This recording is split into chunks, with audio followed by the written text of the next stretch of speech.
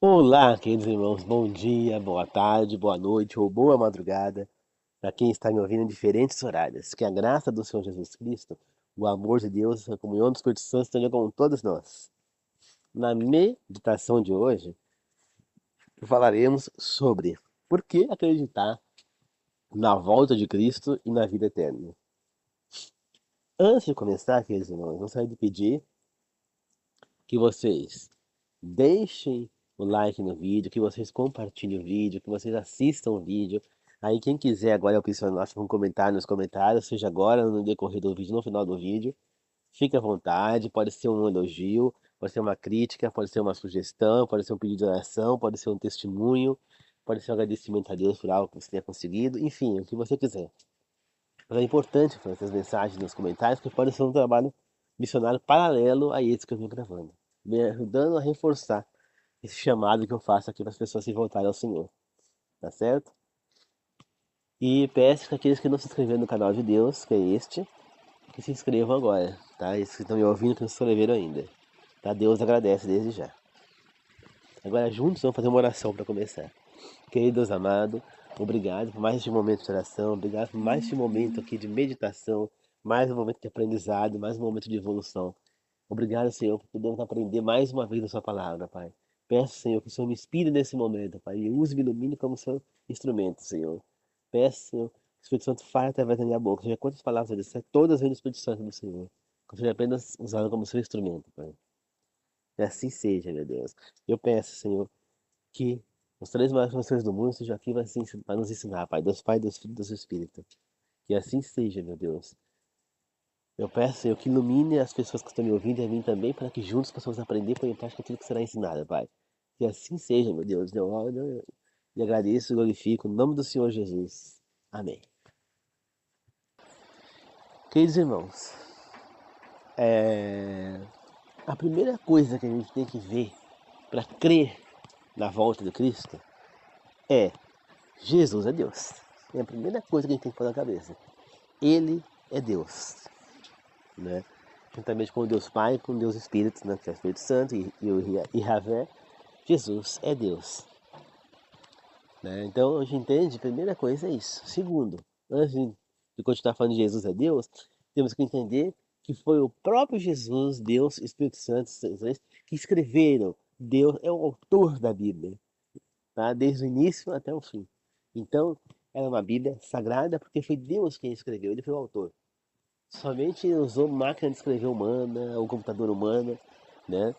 Ele foi ditando e, como se ele estivesse ditando o ouvido dessas pessoas, e eles foram escrevendo. Mas quem é o autor é Deus. É que nem eu digito no computador um livro.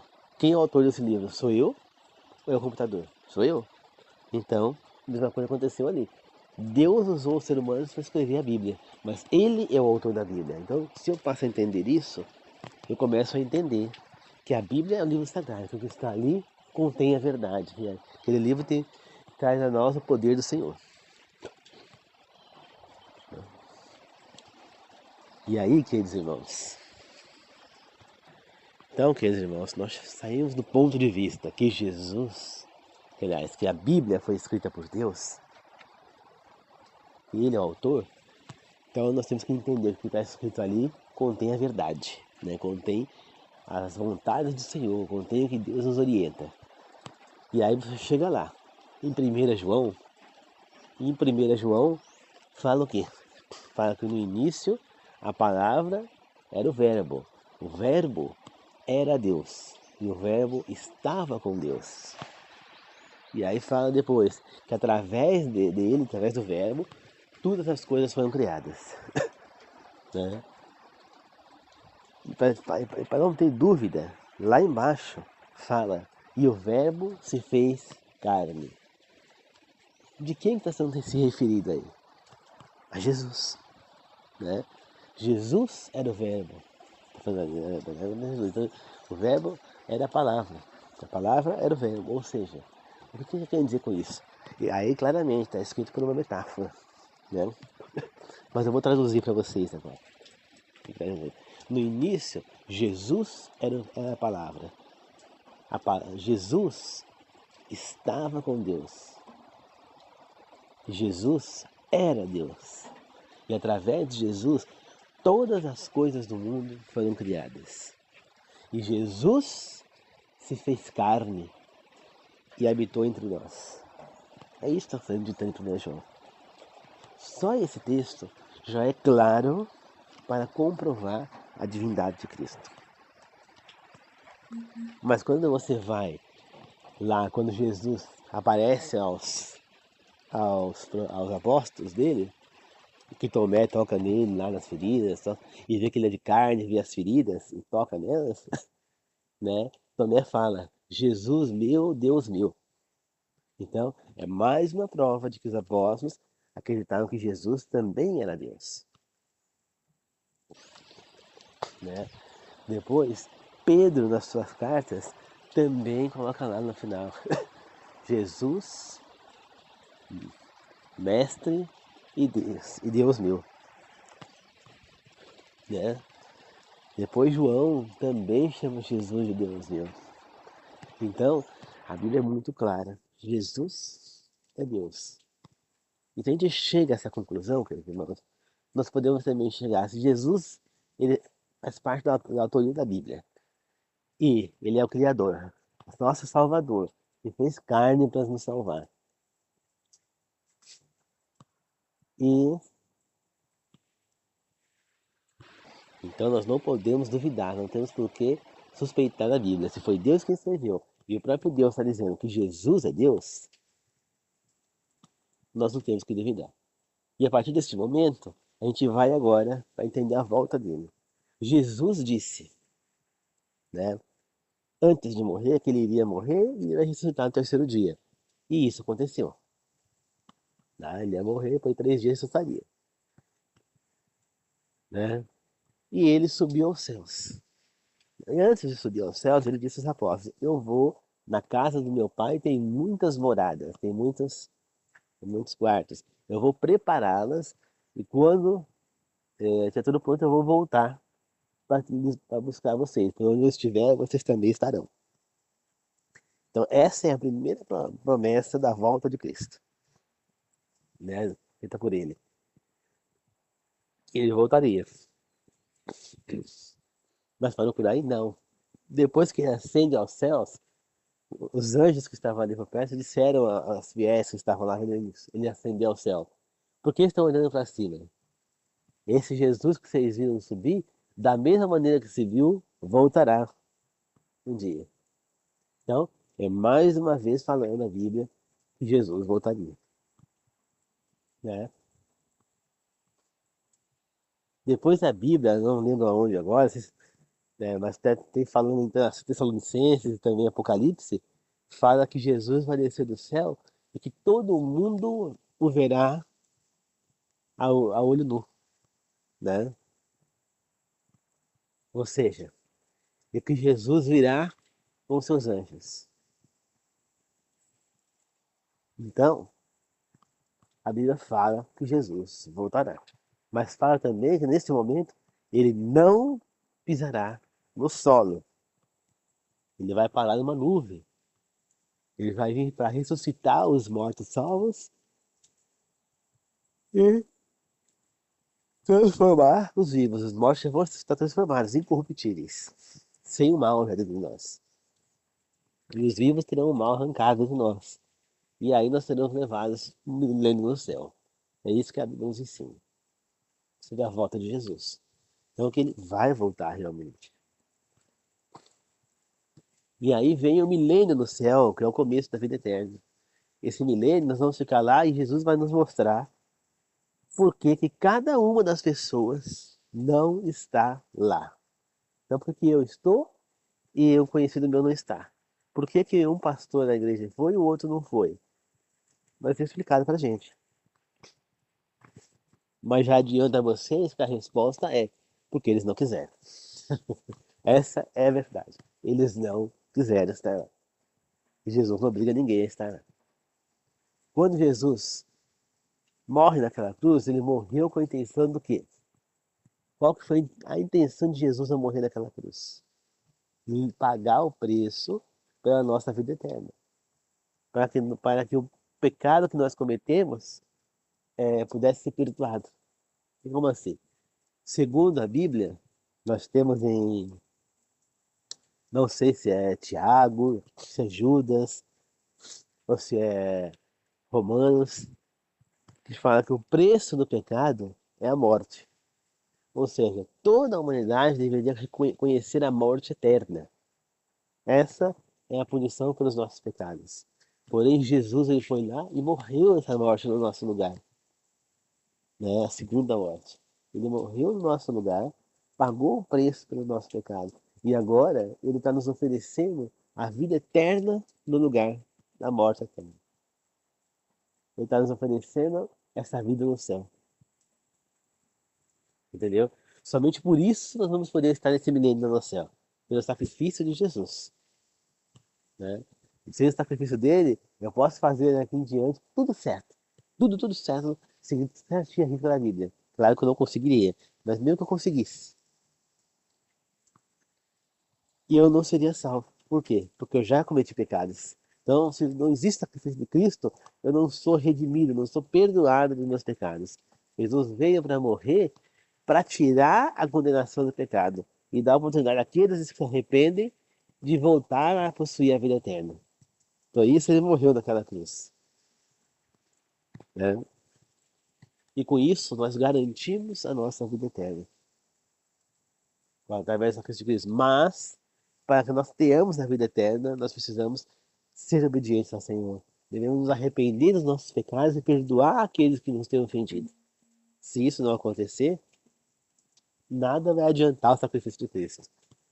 E ele ainda mandou, depois que ele subiu ao céu, o seu semelhante, que é o Espírito Santo, o Consolador que era semelhante a ele. E a palavra semelhante naquele caso quer dizer igual. Então, o Consolador que era igual a ele, ou seja, que também era Deus, igual a ele em divindade, né? Ou seja, também era Deus. E ele veio para nos guiar, ou seja, ele está aqui entre nós. A função dele é nos guiar e nos ajudar a não cair em pecado. Porque sozinho nós não vamos conseguir, tá certo? Então, isso vai acontecer. Então, lá no milênio do céu, nós vamos entender que cada um não está lá porque não quis, porque rejeitou o Senhor, porque foi rebelde, porque não quis seguir as orientações de Deus, porque preferiu escolher o mundo, as coisas deste mundo, do que escolher a vida eterna. E como esse mundo vai ser destruído, ele tem que ser destruído junto com o mundo. E uma outra prova da vida eterna é: Jesus disse ao ladrão da cruz: em verdade, te garanto nesse dia que nós estamos conversando, que você vai estar comigo no paraíso. Só essa frase de Jesus já comprova que vai existir um paraíso. Que a morte não é o fim. Essa frase já demonstra isso. Se Jesus estava. Se tanto Jesus quanto os dois ladrões estavam morrendo na cruz, crucificados. E os três morreram na cruz. Um ladrão morreu perdido, o outro se arrependeu e Jesus falou isso para ele. Garantiu que ele estaria num paraíso. Por acaso nós vivemos nesse paraíso? Não. Então significa que após o fim, após a nossa morte, nós teremos um paraíso para ir. Só que não é. Só que a Bíblia ensina que não é o paraíso que nós vamos assim que morremos. Não. Nós só vamos para ele depois que Jesus nos ressuscitar. Depois do milênio no céu, nós vamos ficar no paraíso, que é aqui mesmo na terra. Na terra purificada, numa nova terra que nós temos aqui. Entendeu? E aí depois desse milênio no céu, a nova Jerusalém vai descer do céu. Em cima lá do monte, lá em Jerusalém. Né? No monte da Sinai, Monte das Oliveiras, não lembro qual que é o monte. Mas ela vai descer em cima dele, lá em Jerusalém. Por quê? E aí vai ser a hora da purificação da terra. Aí vai ser ressuscitado os perdidos, que serão jogados lá de fogo e enxofre, junto com Satanás e seus demônios, e vão queimar até que cumpra as suas sentenças. E a terra será purificada, o mal não existirá mais, e nós viveremos a vida eterna ao lado do nosso Senhor Jesus. É isso que a Bíblia nos ensina. Então, se nós passamos do ponto de que pensamos, passamos do ponto de vista de que a Bíblia foi escrita por Deus, que ela é um livro inspirado, escrito por Deus, ele é o autor da Bíblia, somente usou, ditou para que homens escrevessem. com palavras humanas. Mas foi Deus quem escreveu, que ele é o autor da Bíblia, foi ele quem foi o autor. Se nós entendemos que ela nos leva ao poder de Deus, se nós, através da Bíblia, entendemos que Jesus também é Deus, que o Espírito Santo também é Deus, nós paramos para entender que esse Deus maravilhoso, mesmo sabendo que Jesus é o Criador, olha só, já para pensar nisso, Jesus é o Criador. Ele criou todo mundo, nós, os seres humanos, sabendo que se ele criasse, ele fez lá aquele boneco de baixo, soprou nas narinas do boneco, o próprio Jesus. Né? Ele estava lá, foi ele quem fez, ele que criou a gente na criação. Né? Através dele foi criado, está escrito em João. Então, se o próprio Jesus estava lá, ele criou o boneco do Adão e soprou, sabendo que se ele criasse aquele ser ali, ele teria que morrer na cruz. Mesmo assim, ele criou. Já pararam de pensar nisso? E mesmo sabendo que ele era onipresente, onisciente e onipotente, ele sabe tudo. Então, ele sabia do que ia acontecer. Mesmo assim, ele criou o ser humano. E depois ele foi lá, se fez humano, nasceu da barriga de uma mulher e morreu por nós naquela cruz para que nós pudéssemos ter a liberdade novamente. Temos a vida eterna. Já pararam para pensar no que Jesus fez por nós? Alguém tem alguma dúvida de que esse Deus nos ama? E que esse Deus é amor? E que Ele quer o maior bem do mundo para a gente? Então, por que é que tem muita gente que ainda é rebelde, recusa seguir as orientações do Senhor, recusa respeitar o seu próximo, recusa perdoar o seu próximo, não se arrepende dos seus erros, recusa-se a guardar o dia de sábado, recusa-se a não comer as férias imundas, comete adultério, fica saindo com pessoas que já têm relacionamento. Enfim, por que é que o ser humano é tão rebelde, é tão desobediente ao Senhor? Um Deus que demonstra um amor desse para nós. Imagina, o cara criar o ser humano sabendo que ele ia morrer por conta disso. E ele cria. Depois ele vai lá, se faz carne, nasce humano, vive como humano, sofrendo tudo que nós sofremos, tentações, doenças, tudo. E aí, depois ele morre por nós, humilhado daquela maneira, para que nós tivéssemos novamente a vida eterna. Gente, é um Deus que a gente tem que amar. A gente tem obrigação. A gente não é obrigação, a gente tem que seguir. A gente tem que seguir, ser obediente a esse Deus, porque ele já demonstrou o amor que ele é. Entendeu? Ele já demonstrou o amor que ele é para nós. Né? Muita gente fala, ele disse pro ladrão na cruz que naquele dia ela não teria com ele do paraíso. Só que o ladrão só morreu no sábado. Jesus morreu na sexta. Mas o ladrão só morreu no sábado. Entendeu? E aí o que acontece? Jesus, quando ressuscita no domingo, ele fala que ele ainda não foi ao Pai. Então, se considerasse que o céu é o paraíso, como que o ladrão estaria naquele dia com Jesus no céu? Se Jesus não está lá, né? E Jesus foi bem claro: em verdade eu te digo, nesse dia você estará comigo no paraíso. Ou seja, os dois estarão juntos. Jesus não foi naquele dia para o céu. Se o céu fosse o paraíso, Jesus não foi aquele dia para o céu. Captaram? Então, percebe que não faz sentido ele ter aquele dia? Então, o ladrão está onde hoje em dia? Ele está na sepultura dele lá, onde ele foi enterrado, ou se ele ficou pendurado na cruz, eu não sei. Mas ele está no pó da terra. Essa é a explicação. Ele está no pó da terra, esperando o momento da sua ressurreição. Acabou.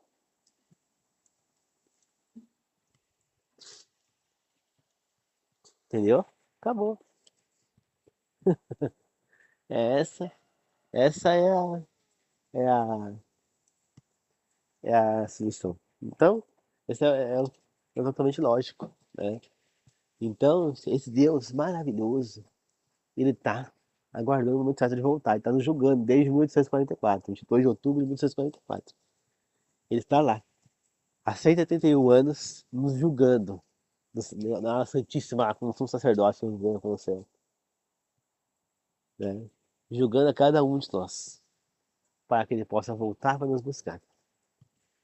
Por que então que esse Deus maravilhoso e nós não somos obedientes a ele? Por quê? Por quê? Fica aqui essa meditação. Por que que nós somos rebeldes e desobedientes ao Senhor? Se Ele é tão maravilhoso, digno não só do nosso respeito, mas de toda a nossa obediência, nossa adoração. Porque é que então a gente é tão resistente a seguir um Deus como esse, que só demonstra ser puro amor. Lembre-se, o próprio Jesus nos criou. A Bíblia é muito clara em João 1. Eu até gostaria de conversar com alguma testemunha de Jeová para que eles explicassem, no ponto de vista deles, João 1. Porque eu já li na Bíblia deles. E a Bíblia deles também fala que Jesus era Deus. Quero ver qual é o ponto de vista deles. Mas eles vão ter que falar algo lógico, porque eu posso falar o meu para eles. Agora, eu quero deles que eles me demonstrem e comprovem que eles estão falando biblicamente. Que não adianta eles falarem para mim, no livro tal. Não, eu quero saber da Bíblia. Se a Bíblia não fala, eu não tenho que ir atrás de livros terceiros, de coisa que nem, por exemplo, na Igreja Católica. Eles usam muito o livro de catecismo e esquecem a Bíblia, né? A Igreja Católica dificilmente usa a Bíblia. Então eles usam mais o livro de catecismo. Então, eles estão se baseando nas escrituras bíblicas? Não, eles estão se baseando no livro de catecismo. E quem foi que escreveu esse livro? Foi Deus? Não. Foi homens que escreveram esse livro com a intenção de fazer o quê? De colocar no lugar da Bíblia, como vem sendo feito. Então, ali eles puseram o que eles quiseram. Eles colocaram que a guarda agora era domingo, eles retiraram o segundo mandamento, dividiram o 10º em dois. Tudo para quê? Para seguir o que eles queriam seguir. E a Testemunha de Jeová não fez diferente. Eles pegaram a Bíblia, adulteraram a Bíblia, fizeram uma tradução deles, né, que só eles usam aquela tradução, para dar embasamento às crenças deles. Né? Então, onde tinha Deus, mãe dos lugares está Jeová. Né? E, e quando estava lá Jesus, nosso Deus, provavelmente deve estar escrito lá Jesus e o nosso Deus. Entendeu? Então, colocou um O ali para quê? Para dar embasamento à crença deles. Entendendo? Então, nós não podemos então, nós temos as escrituras originais, nós podemos ir atrás para saber se realmente o que provavelmente foi escrito lá em hebraico, em aramaico, em grego, né? Então, é assim, queridos irmãos. Então, queridos irmãos, que nós possamos servir o Senhor, que nós possamos ser obedientes a esse Deus maravilhoso, um Deus que foi capaz de nos criar sabendo que ele teria que morrer naquela cruz. Um Deus que foi capaz de desejar amor à humanidade, de se amar ao ser humano, mesmo sabendo que o ser humano o rejeitava. Muitos eram rebeldes dessa maneira. Um Deus que está prometendo para nós a vida eterna quando nós merecemos a morte eterna. Um Deus que deixou esse livro escrito para a gente, que é a Bíblia Sagrada. Aliás, esse conjunto de livros, né, que é a Bíblia Sagrada, para que nós possamos ter um manual, para nós sabemos como nos guiarmos, para nós aprendermos, evoluirmos e estarmos preparados para essa vida eterna. Basta de seguir, queridos irmãos. Não adianta a gente bater de frente, né? Então, eu tenho embasamento. Qualquer irmão aí, se for testemunho de Jeová, quiser entrar em contato comigo, pode pôr nos comentários aí, a gente conversa, né? Eu dou para vocês o meu WhatsApp, o meu Messenger, o meu Face, e a gente entra em contato, tá certo? Porque eu gostaria de saber como é que explica o testemunho de Jeová, João 1, né? Porque eu explico. Agora, eu dou um embasamento. A pessoa vem falar uma coisa comigo, eu provo o que eu estou falando. Agora eu quero ver se eles conseguem provar. Que daí, por exemplo, o testemunho de Jeová fala que Elias e Enoque não estão no céu, que Moisés não está no céu. Ela falou que Moisés, o testemunho de Jeová fala, pelo menos o testemunho de Jeová que falou comigo falou isso. Né? Que Moisés foi ressuscitado, falou lá com Jesus e depois morreu de novo. Tem lógica isso? Pra que ele morreria de novo? Por quê? Por quê? A Bíblia menciona isso em algum lugar? Se sim, me mostra onde. Porque eu quero aprender, entendeu? Eu quero fazer que me provar. Agora eu tenho que falar só, entendeu? A Bíblia é muito clara quando fala que Elias e Enoque foram Elias foi levado vivo ao céu, com o corpo dele foi arrebatado. Enoque desapareceu. E a Bíblia fala que Elias e Enoque estão no céu, vivos, e fala que Moisés foi ressuscitado. Daí ele aparece para Jesus lá, porque ele também está vivo no céu. Não tem motivo nenhum para que Deus matasse Moisés. Ele pode até ter feito isso, Moisés está dormindo. O que eu acredito que a Bíblia não nos revela isso, né? Mas a Bíblia revela que Moisés estava vivo quando apareceu para Elias, com Elias para Jesus, lá, na transfiguração. Então significa que ele estava vivo é porque ele está vivo, né? Para que Deus ressuscitaria Moisés só para falar com Jesus ali? Depois de matar? Não faz sentido, não tem lógica. Por quê? Né? Não, eu não acredito. Né? O que a Bíblia nos revelou, queridos, é o que a gente precisa saber. O que não foi revelado na Bíblia pertence a Deus. Então a gente não tem que ir atrás. A Bíblia revela alienígena? Não. Então, por que tem tanta gente indo atrás de alienígena, que não sei o que, que não sei o que lá, disco voador? Gente, será que,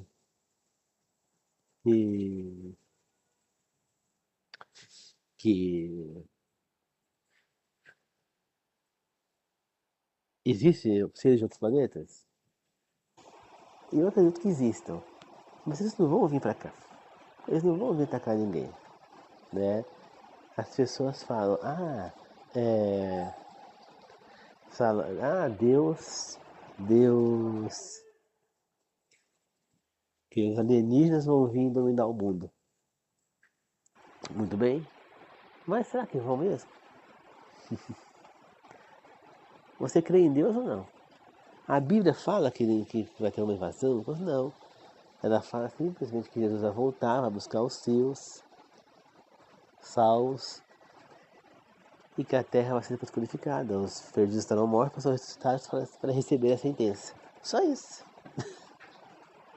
Então a Bíblia fala do fim do mundo de uma maneira que não tem nada a ver com alienígenas.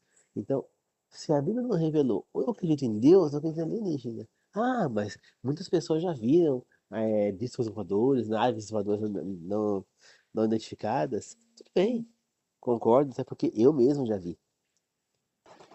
Mas, será que, mesmo eu tendo visto, eu vi realmente uma nave? Queridos irmãos, existem dois poderes, que é os dois poderes que estão lutando em guerra, né, que estão em grande conflito. E começou lá com Satanás no céu, quando ele se rebelou, que é o bem e o mal. É o poder de Satanás e seus demônios, e de Jesus e seus anjos. Aí eu falo para você, um feito como esse, uma nave assim, só pode ter sido feito por um grande poder. Se não vem de Deus, só pode vir de Satanás. Satanás é poderoso, ele tem poder. E ele faz de tudo para enganar as pessoas. Então ele faz imagens inanimadas de barro, de madeira, de cerâmica, dá sinais de poder para que as pessoas inocentemente acreditem e se desviem do caminho do Senhor. Ele faz com que o ser humano, que seus demônios incorporem ser humanos para fazer seus dias espirituais e curas, para que as pessoas se desviem do caminho do Senhor e vá atrás do espiritismo, que é algo que Deus abomina, né? Ele falou para Eva que se ela comesse da árvore do bem e do mal, que ela não morreria, seria semelhante a Deus. Cadê Eva? Ela não é semelhante a Deus? Onde é que ela está? Ela está morta, vai da terra, sepultada. Satanás disse que ela não morreria e ela morreu. Ela não morreu na hora, mas ela morreu depois. Né? Aí, Satanás, para continuar falando que ele não estava errado, ele inventou que a alma é imortal, que a alma é eterna, que a pessoa morre e o espírito vai para o céu ou vai para o inferno. Então Satanás criou mundos mortos, que existe um mundo dos mortos, que não sei o que. Satanás faz de tudo para, para, para ludibriar Deus, tudo para desviar as pessoas do caminho do Senhor, criando falsas crenças, falsos ensinamentos, para que nós caímos na tentação de cometermos pecados, desviarmos das verdades que Deus nos ensina na Bíblia. Se as pessoas tivessem mais interesse em estudar as Escrituras Sagradas, elas menos seriam enganadas, porque está tudo ali. Ali que o próprio Deus deixou escrito. Não há desculpa para falar não sabia, você sabia, porque está escrito. Você sabia porque você não soube, porque então você não quis. Porque está ali a escritura. Hoje em dia, por exemplo, todo mundo tem acesso às escrituras sagradas. Mesmo quem é pobre, não tenho Bíblia em casa, não tenho como comprar. Eu sou muito pobre. Não é desculpa. Porque hoje em dia, se você tem um celular, você consegue baixar nas lojas do celular ali na Play Store, você consegue o Google Play, você consegue baixar ali Bíblias. Você pode escolher, tem vários aplicativos ali. Você pode escolher começar a baixar um e começar a ler a Bíblia ali. Então não há desculpa para você não ler a Bíblia. Então, queridos irmãos, só é enganado quem quer. A Bíblia está aí para ser estudada, para ser lida, para ser consumida. Estudos afirmam que a pessoa que lê a Bíblia, ela pode ter a cura de doenças, de vícios, né, aí da dependência química, né, seja de alcoolismo, seja de tabaco, seja de drogas, né. A pessoa que lê a Bíblia, ela tem uma chance grande de superar uma depressão, porque a Bíblia vai mexer com o cérebro, a Bíblia vai fazendo com que o poder de Deus vai entrando sobre nós e fazendo curas, libertando a gente de problemas. E quanto mais a gente confia no Senhor, mais o Espírito Santo pode agir na nossa vida, mais o poder de Deus vai agir na nossa vida. Entendeu? Então, queridos irmãos, é preciso que a gente leia a Bíblia. Ela é a janela para a vida eterna, ela é a porta para a vida eterna. Está ali tudo que a gente precisa fazer. Por que então que ainda tem gente que é rebelde, rejeita o que Deus orienta? Por que é tão. A pessoa prefere o mundo, prefere sofrer, né? A pessoa fala para as pessoas, não pode comer frituras, salgadas, frituras, batata frita, essas coisas aí com muito gorduroso, que faz mal para a saúde, a margarina tá para terra, todo mundo acredita. Agora, por que quando fala que o café é prejudicial para a saúde por conta da cafeína, ali, do estimulante da cafeína, as pessoas não acreditam? Por que quando fala que a carne de porco é prejudicial para a saúde, as pessoas não acreditam?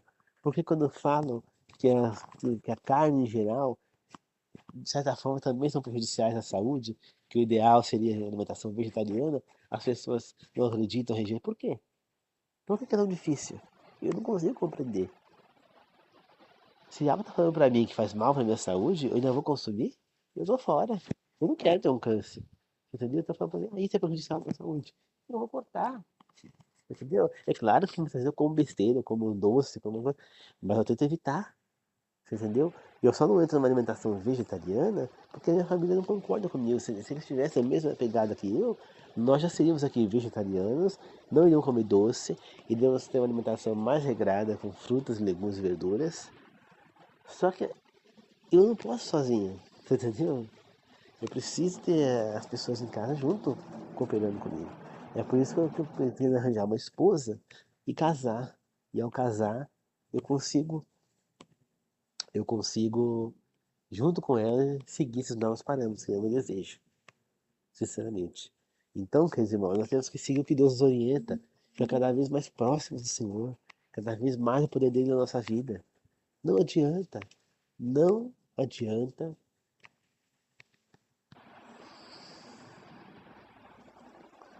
nós vivemos sem Deus conosco, tá certo? Então é assim. Então, queridos irmãos, que nós possamos servir a Deus como Deus nos serviu, né? O próprio Jesus veio e disse: Eu não vim, o Filho do Homem não veio para servir, para ser servido, ele veio para servir. Você vê que ele foi lá, ele lavou os pés de todos os seus discípulos na Santa Ceia. Por quê? Porque ele veio para servir, não a ser servido. Entendeu? Se o próprio Jesus estava aqui, por que ele quis servir? Porque aquele momento, queridos irmãos, temos que entender, Jesus estava ali como humano, não como Deus. Por mais que ele era o Filho de Deus, que ele era o Messias, naquele momento ele era um ser humano. Você entende? Então, naquele momento ele tinha que agir como um ser humano, porque ele tinha que nos deixar o que? O exemplo. Já que ele deixou todas as escrituras na Bíblia e não foi o suficiente para o ser humano seguir, ele agora veio e deixou um exemplo vivo, ele mesmo viveu aqui e demonstrou como nós deveríamos viver. Ele não rejeitou a ninguém, ele respeitou todo mundo. Ele tratou todo mundo, ele curou a todos que foram até ele. Ele serviu, ele se rebaixou, ele foi lá, ele lavou os pés de todos os seus discípulos, mostrando o que cada um de nós deveríamos fazer, servir um ao outro, porque ninguém ali é melhor do que o outro. Foi isso que ele nos demonstrou, né? É isso que ele quer que toda a humanidade entenda. Ninguém é superior a ninguém. Não interessa a raça, não interessa a nação, não interessa a cor, não interessa a classe social, não interessa a quantidade de dinheiro que tenha, não interessa se é rico, se não é, não interessa se é morador de rua, não interessa. Nada diferencia uma pessoa da outra. Todos somos iguais perante o Senhor. Todos temos os mesmos direitos e todos vamos ser julgados da mesma maneira, justamente. Portanto, é isso que Jesus nos deixa ensinado. Então, será que nós estamos prontos para alcançar essa vida eterna? Será que nós estamos prontos para ver Jesus voltando? É essa a questão de hoje. Será que nós estamos prontos? Ou será que nós estamos ainda na rebeldia, no meio aí da Babilônia? Então, como disse Jesus na Bíblia, está escrito na Bíblia, que nosso autor Deus escreveu, está escrito: povo meu, saia da Babilônia, para não sofrer as mesmas coisas que eles vão sofrer. Saia, vamos sair da Babilônia e vamos viver para Deus. Vamos ficar fora dela, porque essa Babilônia está com os dias contados. Quando Jesus sair do Santíssimo do céu, ele vai dizer lá: está feito. O Espírito Santo aqui na terra vai dizer: está feito, e vai se retirar da terra. E aí os anjos do céu gritarão: caiu, caiu a grande Babilônia. E a grande Babilônia é essa confusão que nós estamos vivendo de religiões. Um monte de igreja, você não sabe para onde correr, você não sabe quem está certo e quem não está. Quer dizer, você só vai saber quem está certo ou não, se há alguma certa, quando você estudar a Bíblia. Aí você vai atrás do que é certo. Porque a única fonte de verdade que nós temos é o livro que o próprio Deus escreveu, que é a Bíblia Sagrada, que é um conjunto de livros, na realidade, né? A Bíblia Sagrada é a única fonte que nós temos para saber a verdade sobre Deus, a verdade que nós devemos seguir. As igrejas estão contaminadas pelo homem. Todas elas administradas por homens estão contaminadas. Nós temos que pertencer à igreja espiritual do Senhor, e não às físicas. As físicas a gente vai congregar lá, mas nós temos que entender isso. Nós temos uma confusão de religiões, uma confusão de crenças. Um falando que tem crença que faz espiritismo, que incorpora espíritos, que espírito vem, que faz cura. Outras falam que a pessoa morre e vai para o céu, vai para o inferno, para o purgatório. Outras falam que a pessoa não, vai para a sepultura, pó na terra. Outras, então, cada uma fala uma coisa. E aonde que eu vou tirar a prova dos 9? É na Bíblia. É ali que você vai descobrir. Será que é isso? Não. Quando está escrito lá, não sei se é em Levítico, se não me engano, não tenha contato com os mortos, isso é abominável. Por quê? Porque não existe mortos. Porque segundo o início da Bíblia, fala que Adão do pó da terra viesse, ao pó ele retornaria. Ninguém fala, Deus nunca falou para Adão ali: você vai viver, seu corpo vai voltar ao pó da terra e a tua alma vai para o paraíso ou vai para o inferno. Não. Deus nunca falou isso para Adão. Para começar, inferno não existe. Não existe inferno. Né? O inferno que vai existir é o lago de fogo. A palavra inferno na Bíblia, quando ela aparece, ela quer dizer sepultura, quer dizer mausoléu, quer dizer lugar onde foi enterrada uma pessoa. Tumba. Né? Ela não quer dizer realmente inferno, como nos traduzem. Né? Então, queridos irmãos, o inferno não existe. Ele vai, o lago de fogo e enxofre, ele vai existir logo mais no futuro. Quando chegar o momento dos perdidos aí, dos rebeldes serem jogados lá para pagar pelos seus erros. Mas saibam que Deus deu total chance para todos eles antes que eles chegassem aonde vão chegar. Né? Porque o desejo de Jesus é que todos eles estivessem salvos. Tá certo? Então é isso, queridos irmãos, que Deus possa abençoar todos nós, que nós possamos servir ao nosso Deus, possamos ser fiéis ao Senhor e que possamos ser obedientes à Bíblia, ser tementes ao Senhor, tementes à Bíblia. Ela é a única fonte que a gente tem da verdade. Se a gente ficar dando ouvidos a pastores, a líderes de igrejas, nós vamos ficar no meio da Babilônia, e cada um vai falar uma coisa. Muitos estão aí somente com interesse financeiro. né? Assim como Jesus chegou arrebentando tudo no templo, que estavam vendendo coisas no templo, lá fazendo um comércio da casa do pai dele ali, né? Do templo do pai dele.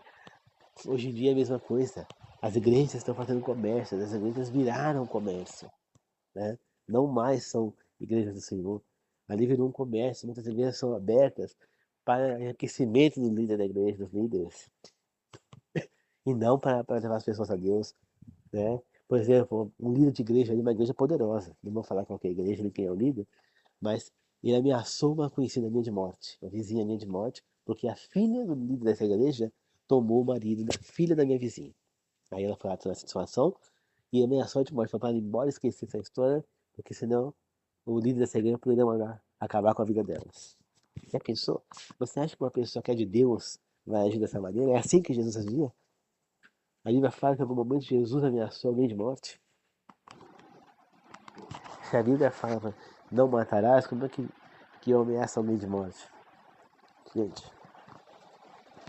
claro que essa igreja, o líder dela não está no caminho do Senhor. Se o líder da igreja não está no caminho de Deus, a igreja muito menos, né? Então, queridos irmãos, que nós possamos parar de crer nesses pastores, nesses líderes, porque a gente fala aquele movimento, a marcha para Jesus, já pode ter pego algumas vezes. Só que você vê essa marcha para Jesus, uma algazarra, parece um carnaval, né? Parece aquele carnaval da Bahia, aquele monte de bloco, carro alegórico, né? Aqueles, como é que fala lá, os blocos, né? Os, é, os... Ah, esqueci o nome que eles dão lá, né?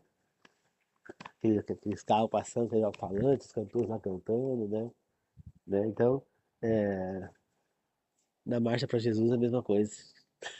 E aqueles carros lá também, gritando, cantando aquela música alta.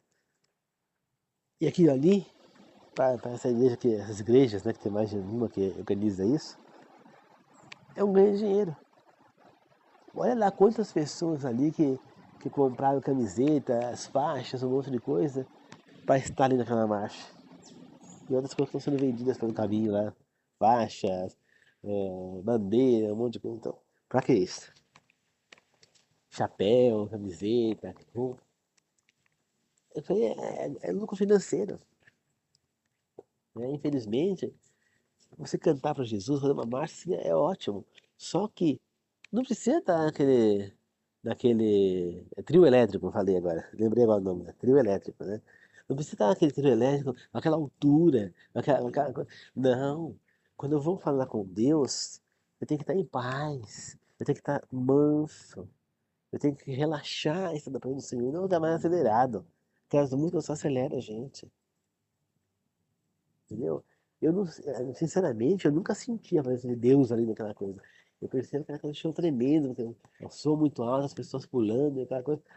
Que pra mim é um carnaval. Carnaval religioso, desculpa. É um carnaval disfarçado de movimento religioso. Eu não vejo nenhuma diferença do carnaval da Bahia lá com o trio elétrico com essa marcha para Jesus. Infelizmente, porque está fazendo da maneira incorreta, né? Eu sei que tem muita gente sincera ali que está realmente ali querendo louvar o Senhor. Mas infelizmente o movimento não está correto, 100%, né? Mas não tem problema nenhum de frequentar essa marcha, né? Eu não frequento mais porque eu estou longe, né? Não tem como eu ficar indo. Mas já fui várias vezes na marcha para Jesus. Então, queridos irmãos, que nós possamos, antes de mais nada, servir ao Senhor, entender quem é Deus, amar a Deus, temer ao Senhor, adorá-lo, louvá-lo, glorificá-lo, antes de qualquer outra coisa. Isso deve ser sempre o nosso ponto de partida. Então, a nossa vontade morreu ali com Cristo, né? Não adianta a gente batizar a pessoa só para batizar como muitas igrejas fazem, não. A pessoa tem que entender o que quer dizer o batismo, né? O nome já diz imersão, imergir, ou seja, é por imersão. Então, para mim batizar, a gente tem que entender. Eu tenho que saber antes de batizar que eu estou me batizando, que eu estou abrindo mão do mundo, das minhas vontades, para ver a vontade de Jesus. Ou seja, eu estou me batizando para servir o Senhor. Entendeu? Para mudar. Não adianta batizar quando vai sair da pessoa errada, fazendo as coisas erradas de sempre. entendeu? Se eu estou me batizando é porque eu estou abrindo mão do mundo para viver a Bíblia, para viver o que Deus ensina. Então, eu estou me batizando ali, esse monte de testemunha vendo me batizar, eu estou me batizando porque eu estou fazendo ali, a partir de agora eu vou seguir os 10 mandamentos, eu vou seguir as leis de Deus, eu vou seguir as orientações do Senhor, eu vou ser outra pessoa. É isso que a Bíblia ensina sobre o batismo, é isso que quer dizer o batismo. Né? As pessoas falam, uma criança não pode batizar. Se essa criança já sabe ler e escrever, então uma criança de 8 anos, 9 anos, 9 anos e meio, ela já sabe ler e escrever, então ela já estuda a Bíblia. Se ela estuda a Bíblia, se ela compreende o que é o batismo, que ela vai ter que seguir essas orientações, que ela está disposta a ser dessa maneira, ela pode se batizar. Né? Agora mesmo, essas semanas passadas aí, foram batizadas 4 crianças aqui e em 2 dias, sábado e um domingo, foram batizadas aí perto de, acho que não sei se foram 20 crianças ao todo. Por quê? E as 4 aqui, elas tinham em torno de 9 e 10 anos. Quer dizer, eu posso ser batizado antes disso, mas as igrejas não permitem. Mas as crianças, elas sabem o que querem. Já. Elas estão estudando a palavra do Senhor, elas decidiram servir, se entregar ao Senhor. Enfim, se elas compreendem o que elas estão, o significado que elas estão fazendo, elas têm o direito de se batizar. Agora, o que não pode é um bebê recém-nascido querer se batizar. Se quiser batizar, não. Nós aqui, nas igrejas, a gente vai lá e apresenta o nosso filho para Deus na igreja. Mas o batismo dele só vai acontecer se ele quiser e quando ele estiver pronto para isso. Entendeu? Então são essas diferenças de crenças que fazem essa Babilônia, essa confusão de religiões. Saia dela, filhos meus, como disse Deus, para que o que vai acontecer com elas não aconteça também com vocês. E a única maneira que a gente tem de sair da Babilônia é pegar a Bíblia e fazer dela a nossa melhor amiga, a nossa fiel escudeira. Fazer dela a nossa leitura, nosso livro de cabeceira. Fazer dela a nossa leitura diária. Fazer dela o nosso estudo diário. Fazer dela a nossa fonte de verdade. Fazer ela a nossa vida. Aí sim, nós estaremos aptos, nós estaremos fora da Babilônia. E todo o mal que vai cair sobre a Babilônia, toda a ira de Deus que vai cair sobre a Babilônia, não nos atingirá. Tá certo? Então vamos lá, vamos encerrar. Queridos amados, obrigado por essa de oração. Obrigado por mais uma vez estarmos unidos aqui, que nós possamos aprender a viver a vida, sair da Babilônia, Senhor, para irmos rumo à vida eterna, ao lado desse Deus amoroso e maravilhoso que nos criou, sabendo que nós iríamos levar a cruz. Que ele veio, se fez carne, morreu na cruz para salvar aquele povo que o rejeitou a vida inteira. E que agora está nos oferecendo essa vida eterna e garantiu que vai voltar ainda para nos buscar. Então que nós possamos estar junto com Ele. Que a nossa maior vontade de estar na vida eterna é estar junto com esse Deus. Poder estar ali lá nele em pessoa. Possamos tocar nele, que possamos agradecer, abraçá-lo, ajoelhar perante Ele ali, dar louvor e graça perante Ele ali. Que possamos estar ao lado desse Deus maravilhoso. Essa é a nossa maior força para seguir a Deus, para ser obediente às palavras da Bíblia. Essa deve ser a nossa maior guia, estar ao lado do Senhor, meu Deus. Então, Senhor, nós estamos ao seu lado, Pai. Esse vai ser o nosso maior dilema, a nossa maior força para estar ao seu lado, Pai. Para seguir as suas orientações, os seus fundamentos, meu Deus. Eu peço, Senhor, para as pessoas que estão me ouvindo nesse momento, Pai, inscritas ou não no meu canal, e aquelas que não estão ouvindo, mas estão inscritas no meu canal, Senhor. Se elas estiverem indo trabalhar como eu, que vou trabalhar daqui a pouco, nós possamos ir e voltar do nosso trabalho em segurança, Senhor. E se elas já estiverem no trabalho, Pai, que elas possam voltar no trabalho em segurança, na presença do Senhor. Que Deus abençoe a todos, Jesus. Que o Senhor abençoe a todos nós. Que assim seja, eu oro e peço, em nome do Senhor Jesus. Amém. Obrigado, queridos irmãos. Que Deus abençoe a todos. E lembre-se, fuja da Babilônia. Lembre-se, Jesus é o Deus Criador, é o Deus que veio para fazer a redenção dos nossos pecados, para nos salvar. E agora Ele está garantindo que Ele vai voltar para nos buscar. Esse Deus é esse mesmo Deus. Então, só de uma promessa que nós teremos o prazer de estar ao lado dele na vida eterna, ele em pessoa, não só sentindo a presença dele. Estaremos lá ao lado dele, já não é suficiente para a gente querer estar nessa vida eterna? Será que não é suficiente para a gente querer seguir certas ações bíblicas para que a gente esteja lá na vida eterna? Será que não é o suficiente para a gente querer ser obediente? Fica aqui essa meditação, tá bom? Que Deus abençoe a todos. Amém, queridos irmãos. Até mais, queridos irmãos. Falou.